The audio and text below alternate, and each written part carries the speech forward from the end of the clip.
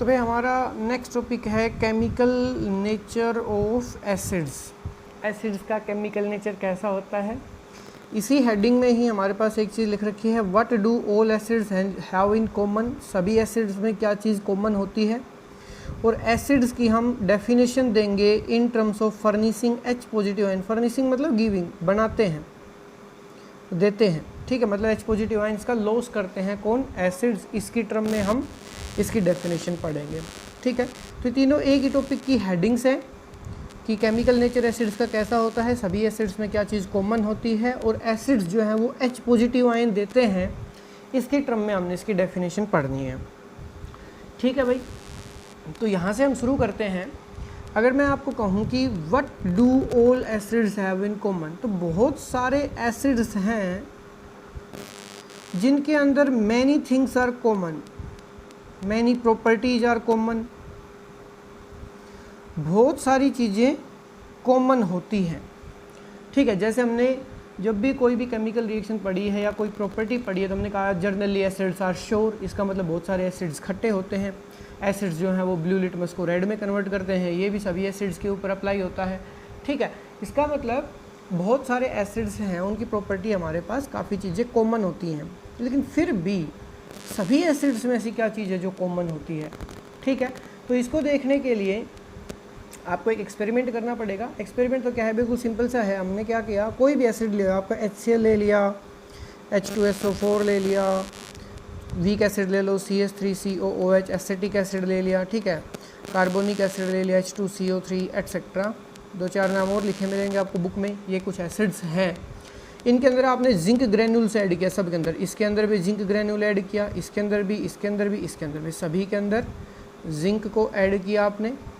तो आप क्या देखते हो, सब के अंदर कौन सी गैस रिलीज होती है, हाइड्रोजन गैस, ठीक है। हम ये पढ़ के भी आए हैं, स्टार्टिंग में प्रॉपर्टी क्या पढ़ी हमने कि एसिड की रिएक्शन अगर किसी भी मेटल के साथ होती है तो क्या बनाते हैं वो, साल्ट प्लस हाइड्रोजन गैस। और हाइड्रोजन गैस की प्रेजेंस कैसे कंफर्म करते हैं हम, पॉप साउंड के साथ बर्न करती है। अगर कोई भी कैंडल आप इसके नियर बाई लेके आओगे तो समझ में आती बात, ठीक है। तो कुछ और एसिड्स के एग्जाम्पल हैं, दे रखे हैं, जैसे बुक में नाइट्रिक एसिड हो गया, HNO3 होता है, ठीक है। फॉर्मिक एसिड HCOOH होता है, फॉर्मिक एसिड, ठीक है। कार्बोनिक एसिड लिख ही दिया। एक फॉस्फोरिक एसिड होता है H3PO4 एट्सेट्रा, ये सब आपको बुक में नाम मिलेंगे इनके, ठीक है। तो सभी एसिड्स में क्या चीज़ कॉमन है, अगर देखा जाए तो सभी एसिड्स एक्टिव मेटल के साथ रिएक्शन करके कौन सी गैस रिलीज कर रहे हैं, हाइड्रोजन गैस रिलीज कर रहे हैं। तो हम क्या कहेंगे, we observe that all acid contains hydrogen which they liberate when they react with active metals,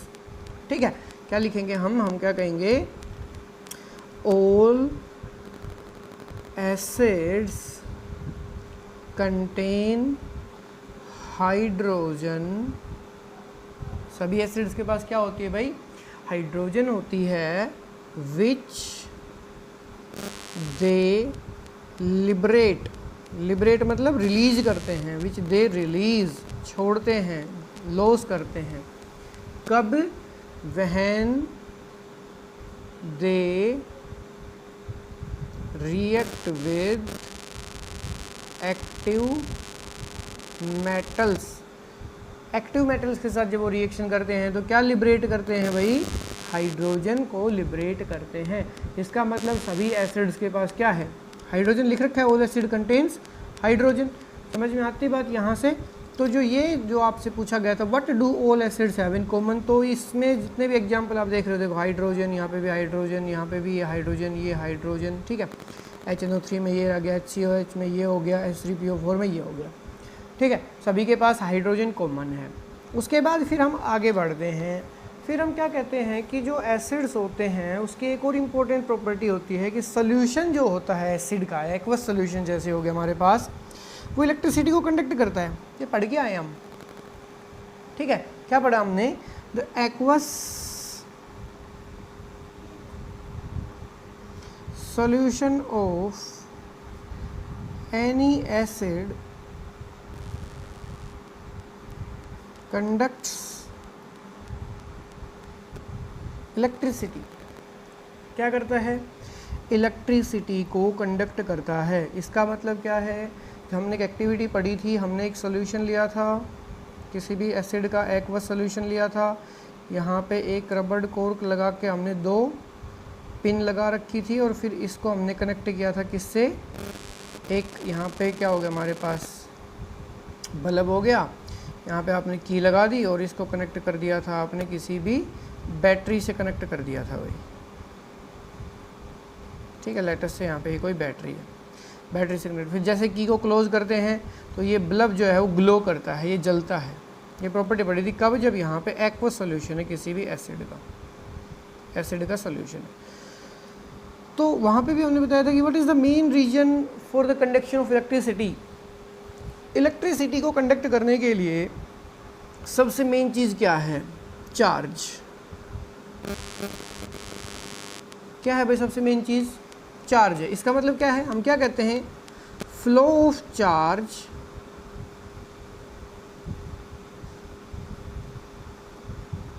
पर unit time is called current, ठीक है। करंट को आई से रिप्रेजेंट करते हैं और आई क्यू बाई टी होता है। Flow of charge per unit time is called current, I is equal to Q by T होता है। अब चार्ज 2 प्रकार के होते हैं बेसिकली, पॉजिटिव एंड नेगेटिव। 2 प्रकार के चार्ज हो गए, चाहे पॉजिटिव चार्ज फ्लो कर रहा हो या नेगेटिव चार्ज फ्लो कर रहा हो। जैसे वायर्स के अंदर सारे में क्या होते हैं, ज़्यादातर इलेक्ट्रॉन्स होते हैं, इलेक्ट्रॉन्स फ्लो करते हैं, तो इस वजह से चार्ज तो फ्लो कर रहा है। अब इस सॉल्यूशन के अंदर क्या चीज़ थी जो इलेक्ट्रिसिटी को कंडक्ट कर रही है, तो कोई भी एसिड का एग्जांपल कंसिडर करते हैं हम, HCl का एक्वस सॉल्यूशन जब आप लेओगे तो ये क्या देता है, H पॉजिटिव प्लस में Cl नेगेटिव, एक्वस, दोनों ही एक्वस। समझ आती बात, यहाँ पे क्या हुआ है, HCl जो है वो एक्वस सॉल्यूशन है, ठीक है, तो H पॉजिटिव और Cl नेगेटिव आयन देगा। तो यहाँ पे 2 टाइप के आयन हो गए आपके पास, H पॉजिटिव और Cl नेगेटिव, पॉजिटिव भी हो गई और नेगेटिव भी हो गई। तो यहाँ पे इलेक्ट्रिसिटी का कंडक्शन कैसे हुआ है, यहाँ पे इलेक्ट्रिसिटी का कंडक्शन हुआ है, इसमें पॉजिटिव और नेगेटिव आयन है बहुत सारी, एक्वस सॉल्यूशन है, किसी भी एसिड की इलेक्ट्रिसिटी को कंडक्ट करेगा। समझ में आती बात। तो यहाँ से हम क्या कहेंगे, चलो ये एग्जाम्पल HCl का ले लिया, हम 1-2 एग्जाम्पल और लेते हैं। ये जो है ये एग्जाम्पल हमने HCl का लिया, एक एग्जाम्पल और देखते हैं इसी की जगह पे आप H2SO4 को ले। अब ये क्या देगा, 2 H पॉजिटिव है, 2 H पॉजिटिव एक्वस प्लस में SO4 2 नेगेटिव एक्वस, तो H पॉजिटिव दी इसने भी। आप एक और एग्जाम्पल ले, HNO3 ले, HNO3 एक्वस क्या होगा, H पॉजिटिव एक्वस प्लस में NO3 नेगेटिव एक्वस, तो यहाँ से क्या होगा, ये भी H पॉजिटिव, HCl ने भी H पॉजिटिव दिया, H2SO4 ने भी H पॉजिटिव दिया, HNO3 ने भी H पॉजिटिव दिया। बाकी जो नेगेटिव वाली आयन है वो सब ने अलग अलग दिए, यहाँ पे क्लोराइड है, यहाँ पे सल्फेट है, यहाँ पे नाइट्रेट है। समझ आ रही है बात, यहाँ पे भी H पॉजिटिव, यहाँ पे भी H पॉजिटिव, यहाँ पे भी H पॉजिटिव। तो सभी एसिड्स जो है वो एक्वस सॉल्यूशन में कौन सी आयन देते हैं भाई, H पॉजिटिव आयन देते हैं, जिसको हमने क्या नाम दिया, हाइड्रोजन आयन या फिर हाइड्रोनियम आयन। देखो हम कैसे लिखेंगे, ऑल, हम लिखेंगे यहाँ पे ऑल एसिड्स डिसोसिएट मतलब टूटना, in their aqueous solution to give H positive ion, ठीक है, along with the corresponding negative ion, जो इसके साथ में जो दूसरी नेगेटिव आयन है उसको तो देंगे। जैसे हमारे पास क्या है भाई, HCl है, HCl का अगर एक्वस सोल्यूशन है तो क्या देगा, H पॉजिटिव एक्वस प्लस में Cl नेगेटिव एक्वस, तो यहाँ पे Cl negative corresponding negative ion होगी और H पॉजिटिव यूज कर ही रहा है। समझ में आ रही है बात कि नहीं आ रही है। दूसरा क्या है, जो H पॉजिटिव है अगर वो वाटर के साथ कंबाइन होती है, एक्वस सोल्यूशन लेते हैं हम, तो वो H3O पॉजिटिव बन जाएगा। देखो H2 और एक H3 हो गया, ऑक्सीजन ये हो गया और पॉजिटिव चार्ज ये H3O पॉजिटिव बन गया। इसको हम क्या कहते हैं, हाइड्रोनियम आयन। अब ये एक वाटर के साथ साथ दूसरे वाटर मॉलिक्यूल के साथ भी जुड़ सकती है, ठीक है, दूसरे के साथ जुड़ जाएगी तो क्या हो जाएगा, H3O पॉजिटिव प्लस एक और H2O, H5O2 पॉजिटिव, और के साथ भी जुड़ सकती है। तो इसलिए हम जर्नली रिप्रेजेंटेशन 2 से ही करते हैं, क्या क्या, एक तो H पॉजिटिव को ही लेके चलते हैं, या तो हम हाइड्रोजन आयन ही कहते हैं, या फिर हाइड्रोनियम आयन को हम H3O पॉजिटिव से रिप्रेजेंट करते हैं। बुक के अंदर आपको सिर्फ ये 2 रिप्रेजेंटेशन मिलने वाली है, ज़्यादातर हम H पॉजिटिव लेके चलेंगे, H पॉजिटिव एक्वस फॉर्म में। H3O पॉजिटिव को भी आप लिख सकते हो, इसका क्या नाम है, हाइड्रोनियम आयन होता है। ठीक है, तो जितने भी एसिड्स हैं वो क्या चीज़ कॉमन रखते हैं, वो हाइड्रोजन कॉमन रखते हैं और वो H पॉजिटिव का लॉस करते हैं। और यहीं से हमारे पास डेफिनेशन आएगी किसकी, एसिड्स की, जो हमने हेडिंग डाली थी यहाँ पे, इससे पिछले वाले पेज पे। यहाँ पे हमने क्या लिखा था, देखो, definition of acids in terms of furnishing H positive ion. इसी की टर्म में हमने डेफिनेशन पढ़नी है, तो मैं उस डेफिनेशन को लिख रहा हूँ। भाई क्या होता है, acids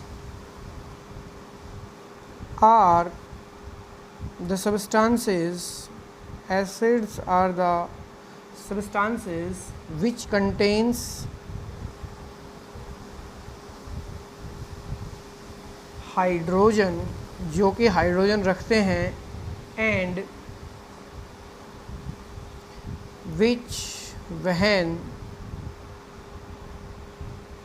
dissolved in water give H positive ions in the solution। Solution के अंदर जब वो वाटर में डिजोल्व होंगे तो क्या देते हैं, H पॉजिटिव आयंस का क्या नाम है, हाइड्रोजन आयन कह सकते हो आप।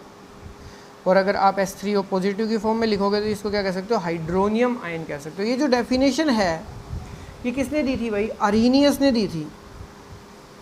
अरेनियस नाम का एक साइंटिस्ट था, उसने ये डेफिनेशन दी थी। अरेनियस डेफिनेशन कहते हैं इसको। अरेनियस एक साइंटिस्ट था, उसने सबसे पहले ये डेफिनेशन बताई थी हमें। ये लगभग 1884 में बताई थी भाई। ठीक है, उसके बाद हमारे पास एक चीज़ और आती है कि हर चीज़ के पास अगर हाइड्रोजन है तो क्या वो इलेक्ट्रिसिटी को कंडक्ट करेगा। और भी एग्जांपल्स हमारे पास, जैसे यहाँ पे जब आपने देखा था तो यहाँ पे ये जो सेटअप आपने किया, यहाँ पे एक्वस सॉल्यूशन अगर आप किसका ले लो, ग्लूकोज का ले लो, किसका ले लो, ग्लूकोज का या अल्कोहल का। ग्लूकोज का फॉर्मूला होता है C6H12O6, ये ग्लूकोज का फॉर्मूला होता है। जब आप यहाँ पे सॉल्यूशन ग्लूकोज का लेते हो तो वो इलेक्ट्रिसिटी को कंडक्ट नहीं करता है। क्यों नहीं करता है, क्योंकि इलेक्ट्रिसिटी को कंडक्ट करने के लिए ज़रूरी है किस चीज़ की रहना, चार्ज का रहना। और ग्लूकोज आयंस के अंदर डिसोसिएट नहीं होगा। इसका मतलब अगर इसके पास हाइड्रोजन है तो ये लॉस नहीं करेगा। केवल एसिड्स हैं जो हाइड्रोजन का लॉस करते हैं। तो यहाँ से भी हमें क्या चीज़ क्लियर होती है कि जिस किसी भी कंपाउंड के पास हाइड्रोजन है इसका मतलब ये नहीं है कि वो एसिडिक है। हम और एग्जाम्पल देख सकते हैं। देखो मैं एग्जाम्पल फॉर्मूले लिख रहा हूँ, जैसे शुगर है C12H22O11, इसके पास बहुत सारे हाइड्रोजन है। ग्लूकोज का फॉर्मूला है C6H12O6, इसके पास भी बहुत सारे हाइड्रोजन हैं। अल्कोहल C2H5OH, इसके पास भी बहुत सारे हाइड्रोजन हैं। ठीक है, ये सब किसके एग्जाम्पल्स हो गए, जिसके पास हाइड्रोजन है, एटसेट्रा। और भी कंपाउंड्स हैं जिनके पास हाइड्रोजन होता है, लेकिन सब एसिड नहीं होते हैं। इसका मतलब पता कैसे चलेगा कि एसिडिक नहीं है। अगर ये एसिड है तो ये H पॉजिटिव का क्या करेंगे, लॉस करेंगे। किस में, एक्वस सॉल्यूशन में। एक्वस सॉल्यूशन में H पॉजिटिव का लॉस करेंगे, और लॉस करेंगे तो इलेक्ट्रिसिटी को क्या करेंगे, कंडक्ट करेंगे। इलेक्ट्रिसिटी को क्या करेंगे, कंडक्ट करेंगे। लेकिन ऐसा नहीं होता है। इसका मतलब क्या है कि जब इनका आप एक्वस सॉल्यूशन बनाते हो, तो ये एक्वस सॉल्यूशन तो बन जाता है इनका, लेकिन इलेक्ट्रिसिटी को कंडक्ट नहीं करता है। They do not conduct electricity, electricity को कंडक्ट नहीं करते। इसका मतलब ये H पॉजिटिव का लॉस नहीं करते, तो ये एसिडिक नहीं है। दूसरा क्या है, एक बहुत सिंपल सा क्वेश्चन आता है, NCERT में भी दे रखा है, आपने पहले भी बहुत पढ़ा होगा छोटी क्लासेस में, 7th 8th 9th के अंदर भी, कि rain water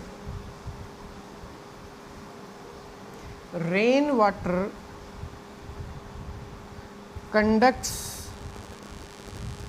electricity but distilled water does not conduct electricity। Why? ये बताना आपने।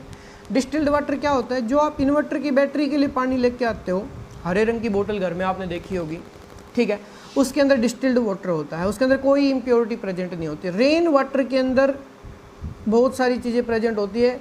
एयर में से आता है, ऊपर से, बादलों में से, तो एटमॉस्फेयर में CO2 गैस भी है, ठीक है, सल्फर डाइऑक्साइड भी है, नाइट्रोजन ऑक्साइड भी है, एटसेट्रा। ये सब गैसेज वहाँ पे प्रेजेंट हैं। समझ में आती है बात?